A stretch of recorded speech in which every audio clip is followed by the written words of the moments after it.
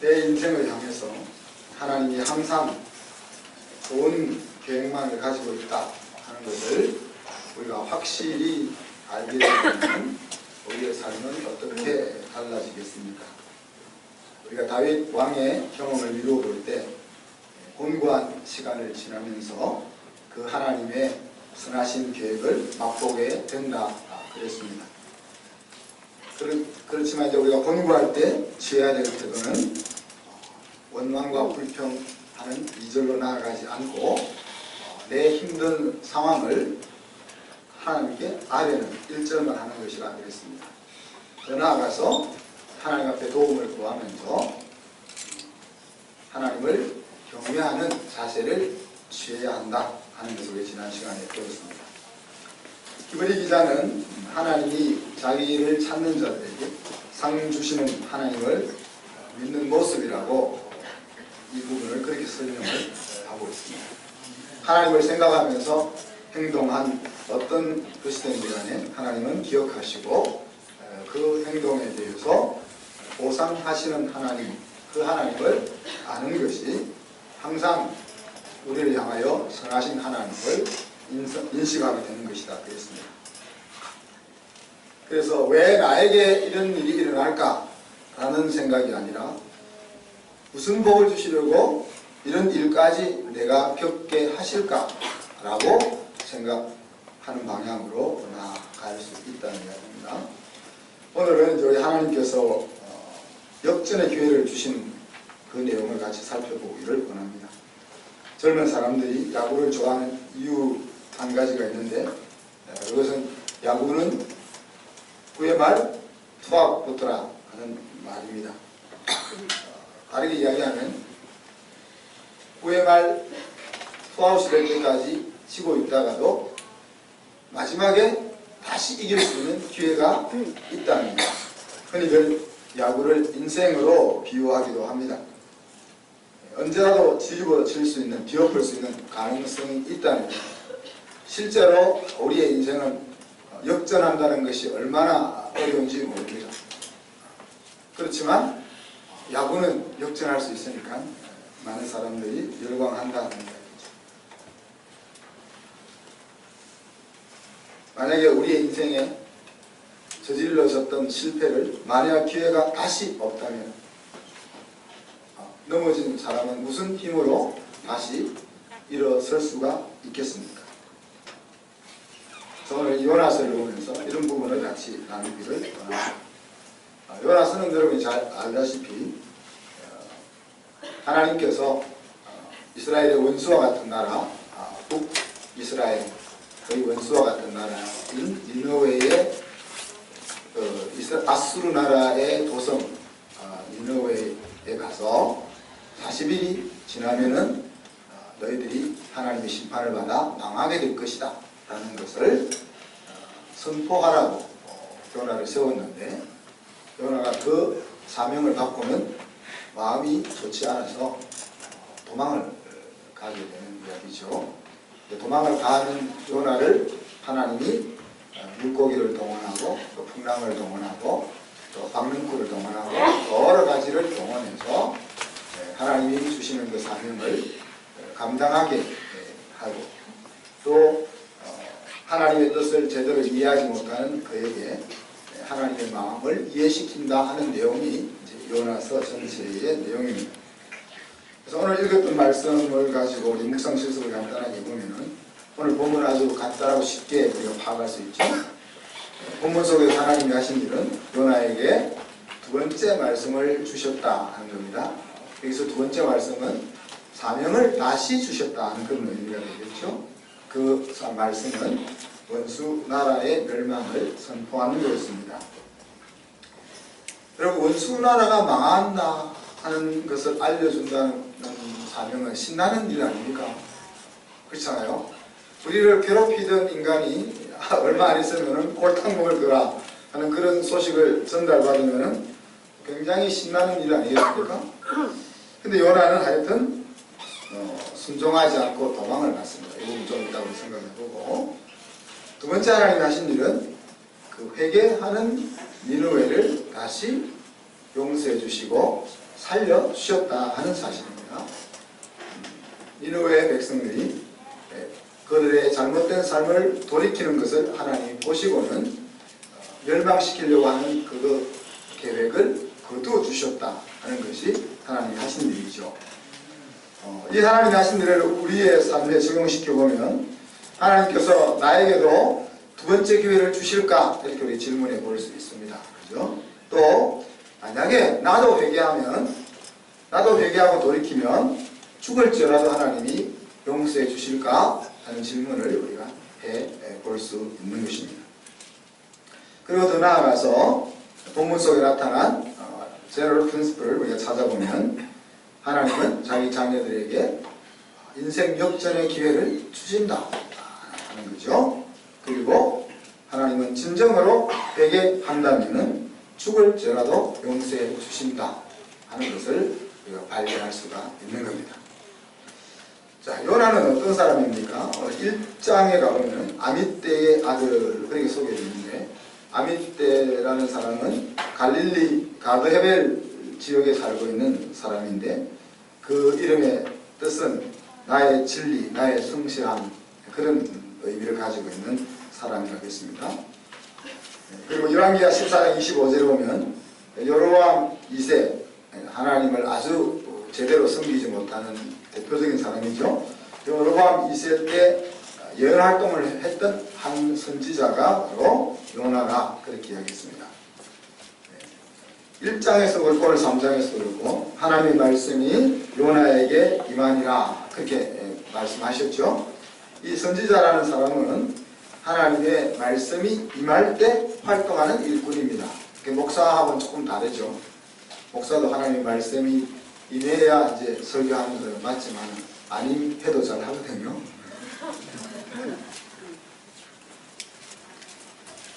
그러니 이제 선지자라는 위치는 어떤 이 목회자처럼 성도들을 살찌우게 잘 가르치는 것이 아니고 잘못된 길을 가는 것을 지적해서 회개케 하고 돌이키게 하는 그런 역할입니다.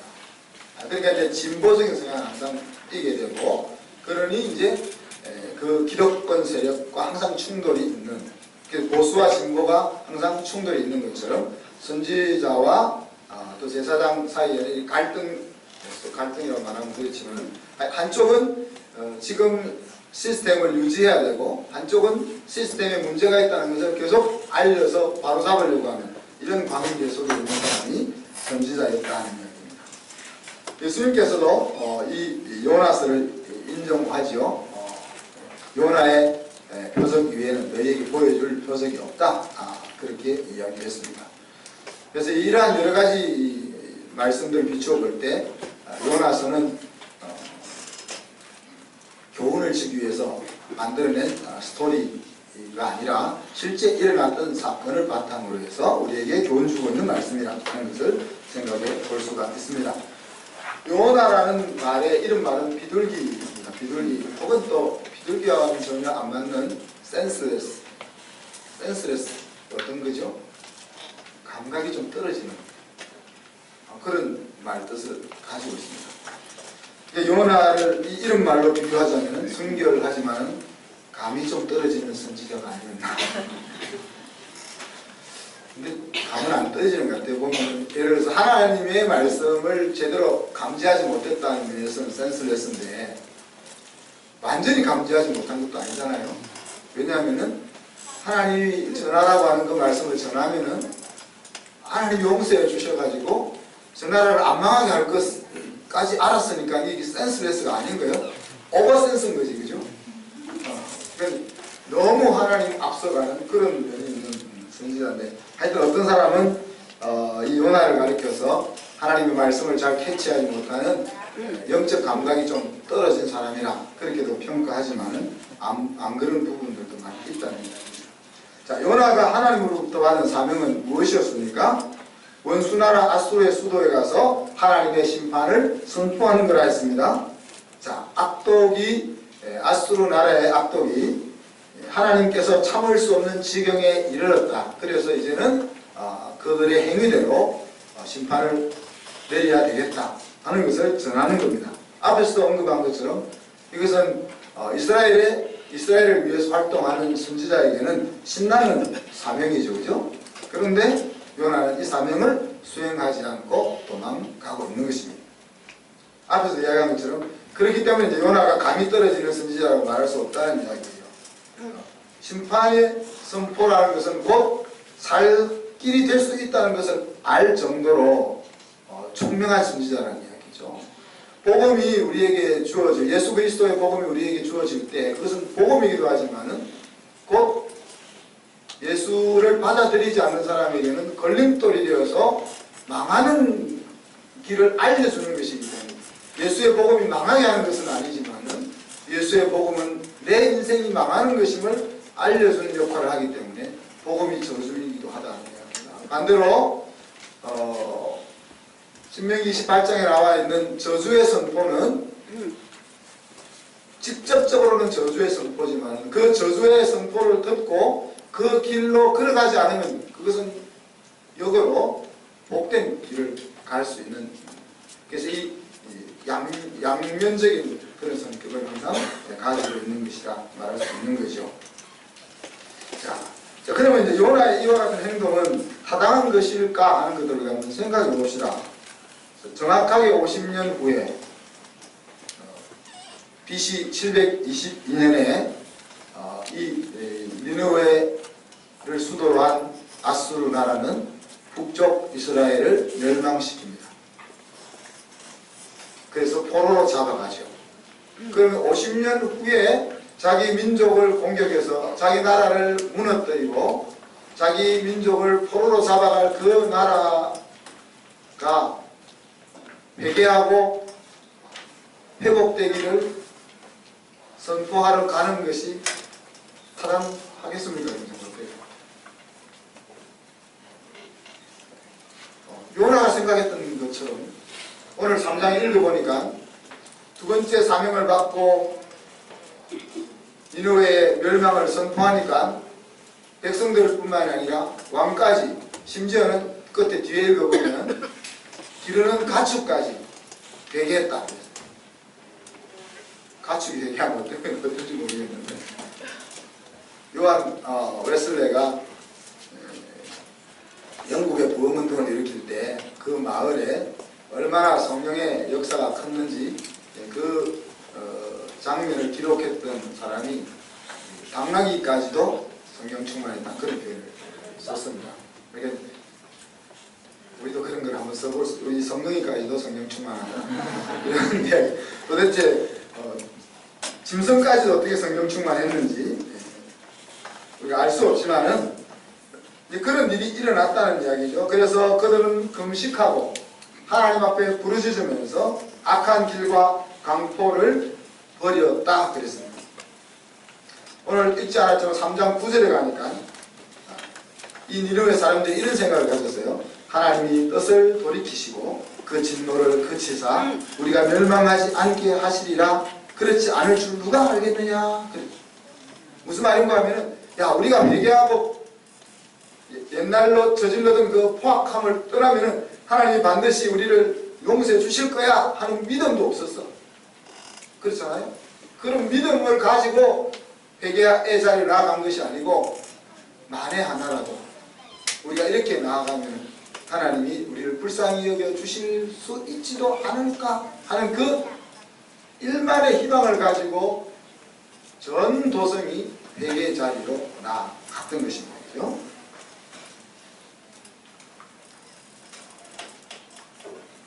그래서 결국 하나님이 그들의 모습을 보시고 살려주시잖아요. 그렇지만 이 아수르 나라도 결국 바벨론에 의해서 멸망을 당합니다. 자, 이런 관점에서 볼 때 우리가 요나를 하나님의 사명을 불순종한 그런 아주 불충성한 선지자로 그렇게 소개를 하는데, 그렇게 소개할 수 있겠냐? 요나를 불순종하는 선지자로 우리가 그렇게 치부할 수 있겠냐? 자, 그런데 이런 요나에게 오늘 하나님의 두 번째 말씀이 임했습니다. 왜 하나님이 두 번째 말씀을 요나에게 주셨을까요? 하나님의 말씀을 받은 선지자가 순종하지 않고 도망간다는 것은 죽어마땅한 사건인 거죠. 그죠? 요즘처럼 우리 하나님의 말씀 듣고도 잘 안 지키는 일이 이렇게 만연한 때가 아니니까 구약 시대에는 하나님을 저주하다가 그 자리에 적사하는 그런 때였으니까.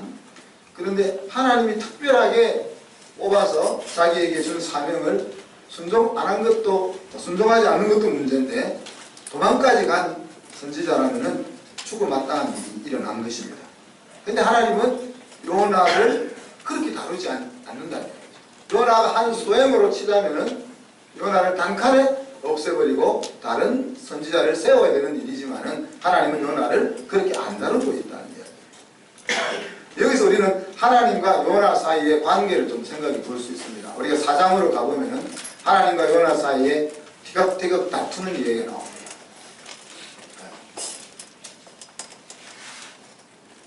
요나가 염려했던 대로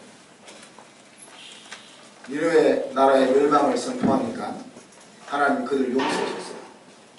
그러니까 요나 입이 10m는 튀어나왔을 거 아니에요. 그리고는 언덕 위에 올라가서 속상해가지고 투덜거리고 있을 때 하나님이 햇빛이 쨍쨍 내리는 요나의 머리 위에 박능쿨 하나 살짝 나게 하셨죠. 그래서 그늘이 딱 지니까 아주 튀어나오던 입이 쏙 들어가게 되는 거예요. 그런데 하나님이 또 약을 올리는 거죠. 햇빛을 쫙 내게 가지고 그늘을 가려주던 그 박능쿨을 싹 말라서 없어질 수 있도록 벌레를 보내주신 거예요. 그 벌레가 박능쿨을 갉아먹으니까 이제 햇빛이 나자 또 쨍쨍 내리쬐니까 아주 날 차라리 죽여! 이렇게 나가잖아요. 하나님이 야 너는 그래 너 시원하게 해주는 박능쿨 하나 없어졌다고 나한테 이렇게 대드는데 니느웨에는 앞뒤를 분간하지 못하는 사람이 얼마나 많냐. 얼마나 된댔어요? 12만 명. 그러니까 박능쿨 하나하고 한 영혼이 천하보다 귀한 사람이 12만 명하고 비교가 되냐. 너는 박능쿨 하나, 다 쉽게 이야기하면 우산 하나 없어졌다고 나한테 이렇게 대드는데 나는 지구 12만 개보다 더 귀한 그곳에 문제가 생겼는데 내가 그것 때문에 마음이 안 상할 수 있겠냐 이러면서 서로 하나님과 요나가 다툽니다. 그러니 우리는 이제 요나를 불충성한 선지자로도 볼 수 있겠지만은 하나님과 다툴 정도로 친밀하고 가까운 선지자다. 저는 그렇게 생각합니다. 그러니까 도망도 갈 수 있는 거죠. 내가 도망가면 죽을 거, 안 죽일 거 아시니까 도망도 가는 거죠.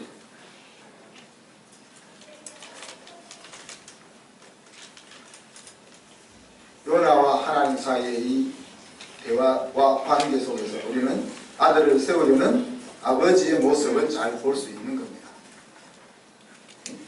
그래서 하나님은 요나에게 또 다른 기회를 주시는 거죠. 자, 그래서 그 두 번째 말씀을 듣고 요나가 순종은 했어요. 그죠? 순종은 했지만 마음으로부터의 순종을 할 수가 없었어요. 왜? 마음은 여전히 안 좋으니까. 원수 나라를 살려주는 사명을 수행하는 일이 안 기쁜 거죠.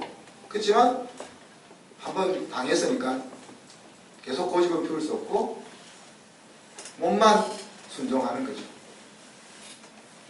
근데 사실 순종이라는 의미는 마음으로 이해되지 않을 때라도 몸으로 행동하는 것을 의미합니다.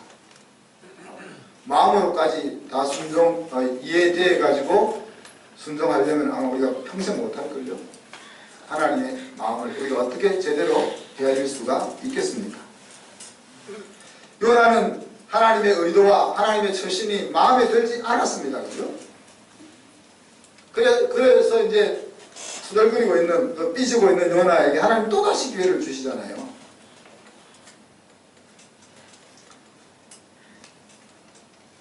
바로 박능쿨을 가지고 하나님이 장난을 치시는 것은 아버지의 마음을 이해할 수 있도록 기회를 또 주고 있는 겁니다.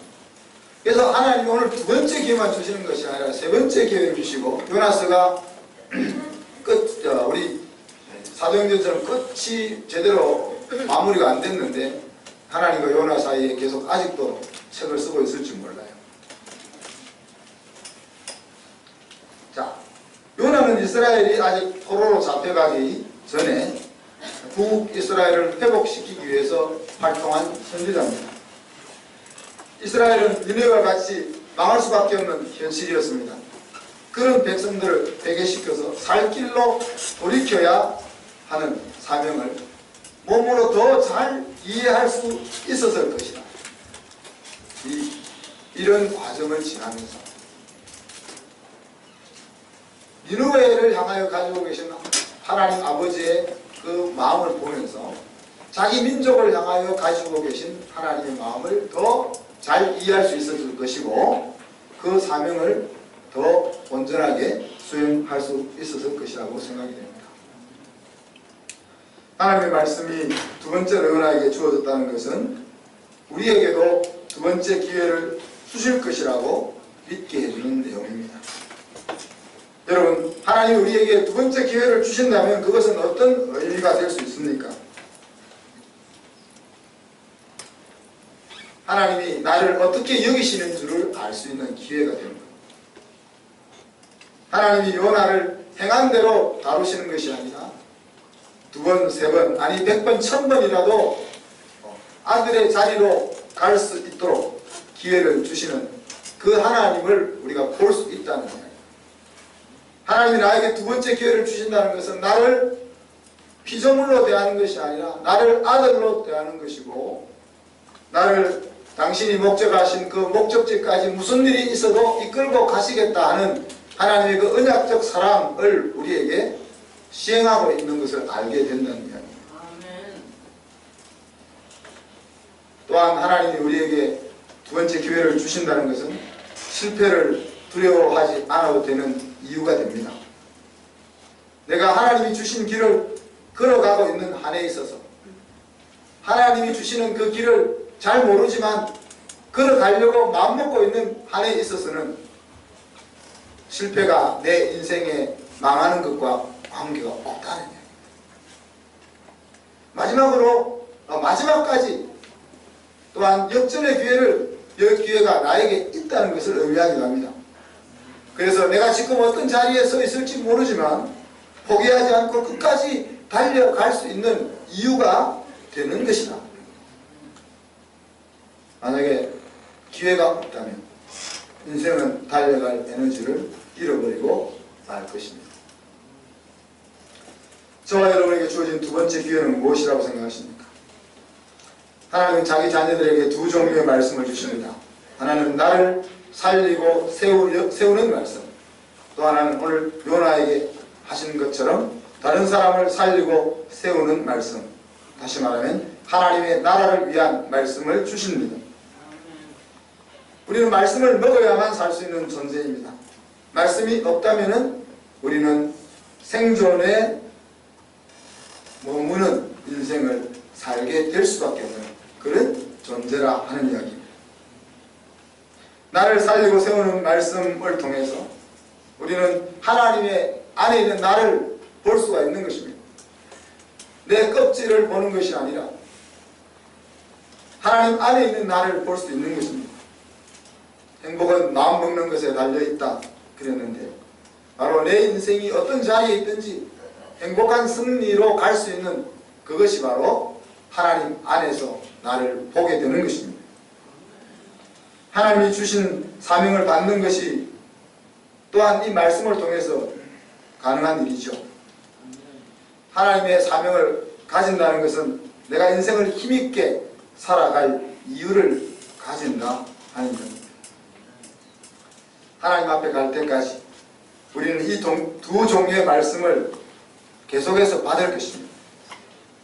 언제 여러분이 그 말씀을 중심으로 받을 수 있을는지는 여러분에게 달려 있습니다. 저는 그날이 하루라도 빨리 여러분 개인에게 임하기를 소망합니다.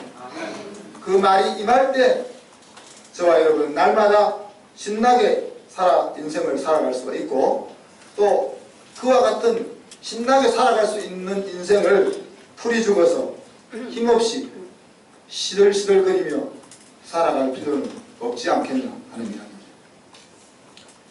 말씀을 마무리합니다. 하나님께서는 자기 자녀들에게 보람있는 일을 할 수 있는 기회를 주십니다. 또한 실패를 했을 때에도 다시 재기할 수 있는 기회를 주십니다. 뿐만 아니라 심지어 하나님의 명령에, 하나님 주신 사명에 순종하지 않고 반항하였을지라도 돌이킬 수 있는 기회를 주십니다. 이런 아버지 하나님의 사랑이 저와 여러분으로 하여금 희망을 잃지 않고 다시 일어설 수 있도록 만들어 주는 것입니다. 마지막에 링 위에 누워있는 것이 아니라 링 위에 서 있는 사람이 승리자인 것을 우리가 생각할 때 하나님은 우리가 그 마지막의 자리에 설 때까지 우리 편이 되셔서 우리를 지원하시고 우리에게 기회를 주시고 기다려주시는 아버지라 하는 사실을 한시라도 잊지 마시기를 바랍니다. 사랑하는 성도 여러분, 우리가 왜 실수를 두려워합니까? 왜 우리가 실패를 두려워합니까? 왜 우리가 잘못한 것 앞에서 정직하게 인정하기를 주저합니까? 다시 기회가 없을까 하는 것에 대한 불안 때문이 아닙니까? 끝없이 역전할 수 있는 기회가 우리 앞에 있습니다. 하나님이 없다면 우리는 이 기회가 있음을 확신할 수 없을 것입니다. 하나님은 우리의 실패를 허용해 주십니다. 역전의 기회를 당신이 우리에게 주실 수 있기 때문에 실패를 허용해 주시는 것입니다. 우리 자신이 먼저 이런 아버지 하나님 아래서 살아보시기를 바랍니다. 그리고 우리 자녀들에게도 실패할 수 있는 기회까지를 허락해 보시기를 바랍니다. 우리 하나님 아버지의 손길을 믿으며 자녀들의 실수를 지나치게 두려워하는 우리 부모들의 태도 때문에 우리 자녀들이 온실 안에 화초같이 자라고 있는 것입니다. 거친 세상에서 하나님의 영광을 드러내고 선한 영향력을 미치는 강한 용사로 세우기 위해서는 기회를 주시는 하나님을 신뢰하고 의지해야 하는 것입니다. 우리 자신보다 우리 자녀를 더 사랑하시고 더 철저하게 보호하고 계신 그분이 바로 하나님이라 하는 것을 마음으로 받아들이면서 우리 자녀들을 또 우리 자신이 하나님의 강한 용사로 세워질 수 있기를 주님의 이름으로 축복합니다. 아멘.